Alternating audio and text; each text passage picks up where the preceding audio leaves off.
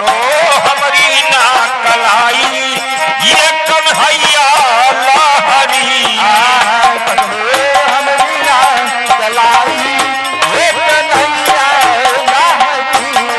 कहाँ कौने नाट्य करो मस्करी मार्ग दियो बताई तूने नाते करे मस्तरी मार्ग दियो बताई। और ना तुम हमरो देवर लागो ना लागी भौजाई काहे बोलत हो मुस्काई ये कन्हैया लहरी ये कन्हैया लहरी ये कन्हैया लहरी। पकड़ो हमारी ना कलाई ये कन्हैया लहरी। हमारी ना कलाई ये कन्हैया लहरी पकड़ो हमारी ना कलाई ये कन्हैया लहरी। कहाँ ना कुछ दी है तू हमको बाटे ना कुछ रहे खवाई आना कुछ भी है तू हमको माते माते रहे खवाई।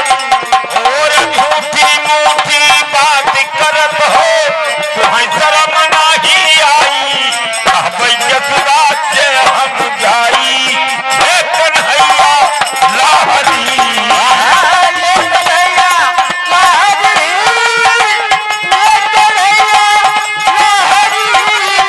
ये कन्हैया लहरी ये कन्हैया लहरी। पकड़ो हमारी ना कलाई ये कन्हैया लहरी।